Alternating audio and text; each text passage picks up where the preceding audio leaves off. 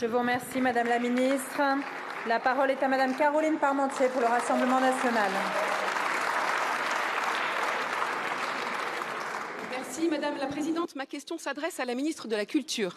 Madame la Ministre, je me suis rendue au Palais de Tokyo pour dénoncer le tableau de Myriam Khan qui présente aux yeux de tous une scène de pédocriminalité. Ce tableau représente un enfant à genoux, ligoté, les mains dans le dos, forcé à une fellation par un adulte. Rien ne justifie l'exposition d'une telle œuvre, pas même le prétexte de la dénonciation des crimes de guerre.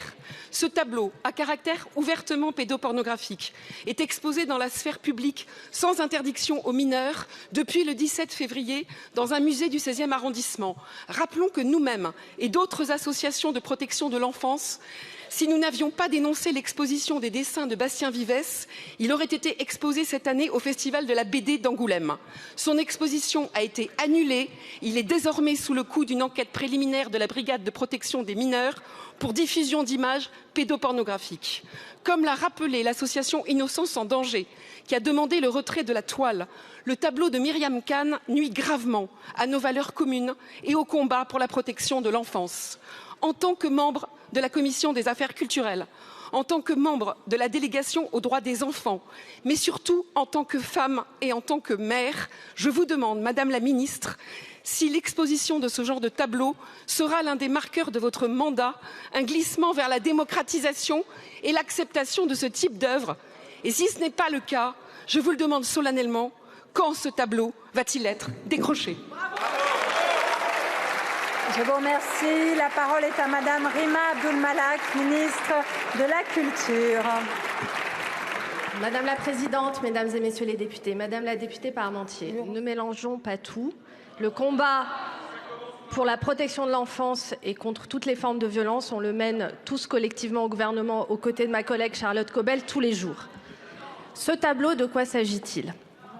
C'est un tableau d'une artiste suisse, Myriam Khan, son exposition au Palais de Tokyo, artiste de 73 ans, qui depuis 40 ans documente et dénonce les horreurs de la guerre.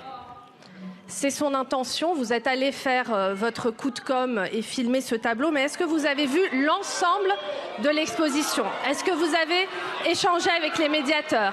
Est-ce que vous avez lu les explications? Parce qu'on ne peut pas sortir une œuvre de son contexte. L'intention de l'artiste est diamétralement opposée à l'interprétation que vous en faites. Pour elle, c'est une dénonciation des crimes de guerre. Voilà ce qu'elle dit. Ce ne sont pas des enfants qui sont représentés. Ce tableau traite de la façon dont la sexualité est utilisée comme arme de guerre, comme crime contre l'humanité. Le contraste entre les deux corps figure la puissance corporelle de l'oppresseur et la fragilité de l'opprimé. La répétition des images de violence dans les guerres vise à dénoncer. Oui, l'art peut choquer, peut questionner, peut parfois susciter du malaise, voire du dégoût. L'art n'est pas consensuel. Et la liberté d'expression et de création est garantie par la loi.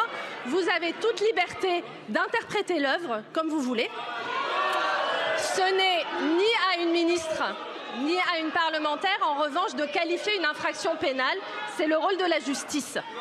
C'est le rôle de la justice. S'il vous plaît. Je vous remercie, Madame la Ministre. Madame Parmentier.